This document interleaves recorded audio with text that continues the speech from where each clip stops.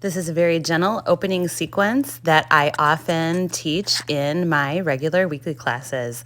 It's a great idea to begin with a 5-minute meditation or 5 minutes of laying in Shavasana. And there are some mini meditations in the playlist that you could use for that purpose. But otherwise, it's a pretty gentle sequence. So if you'd like to jump right in, that will also work. So just spending some time focusing on the breath. Then the next pose that we will move into is called active relaxation pose or active rest pose. Planting the feet wide on the mat so that our knees are bent and letting the knees fall together. You might also turn the toes in to increase that gentle internal rotation for the hips.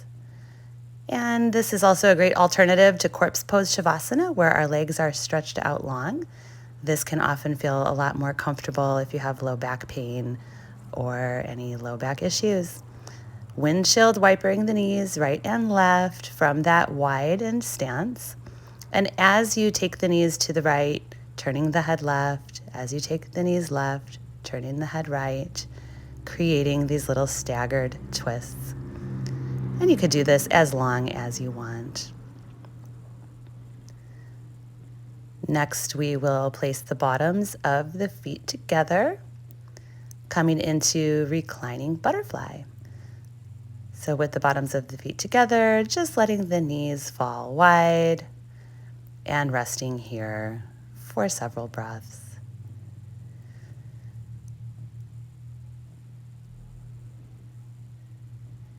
After several breaths in reclining butterfly, bringing the knees together and planting the feet in pretty close to the sit bones and just about hip distance apart for bridge pose. So pressing into the feet, pressing into the shoulders. I like to think of lifting everything in bridge except the top front corners of the hip bones, which we will pull down so that we create this nice pelvis tuck, lengthening out the lower back and really engaging the glutes and hamstrings. After bridge, resting the hips down and taking a big, good morning stretch, just reaching the arms overhead and lengthen the whole body, fingers to toes. Drawing both knees into the chest, hands on kneecaps to guide the knees around in circles, rocking a little bit and circling both directions, keeping the knees together or circling the knees separately. Keeping the right knee hugged in, let the left leg go long and straight down the mat. Using just the right hand to open the right knee out wide to the side, or you might choose to straighten out the leg out wide to the side. Make yourself at home in your body and on your mat. A few breaths here, and then we'll return that right knee back to center, hugged into the chest, using the left hand to guide the right knee across for a spinal twist. You might leave that bottom leg straightened out, but I always tuck it in and stack my knees, as the first variation of that twist is very uncomfortable for me. So you could try both and decide what feels better to you. Bringing the right knee back into the chest, straightening the right leg up towards the ceiling, gradually working to straighten the knee.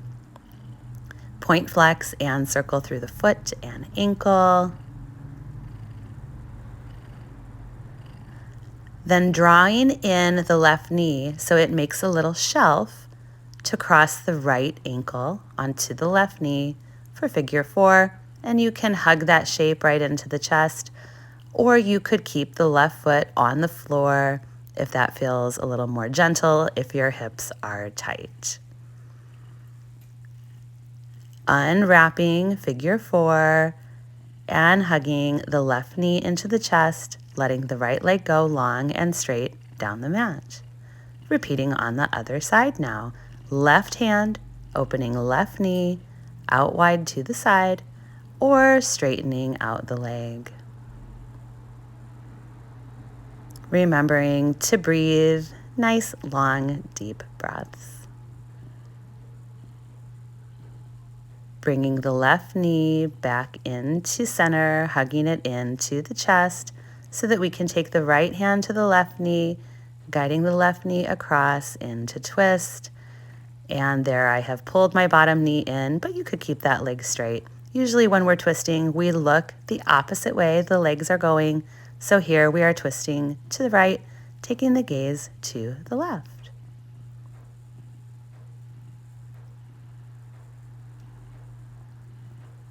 Returning the left knee back to center, hugged into the chest, and straightening the left foot straight up towards the ceiling, gently working to straighten the knee and adding the movement through the foot and ankle with some little circles.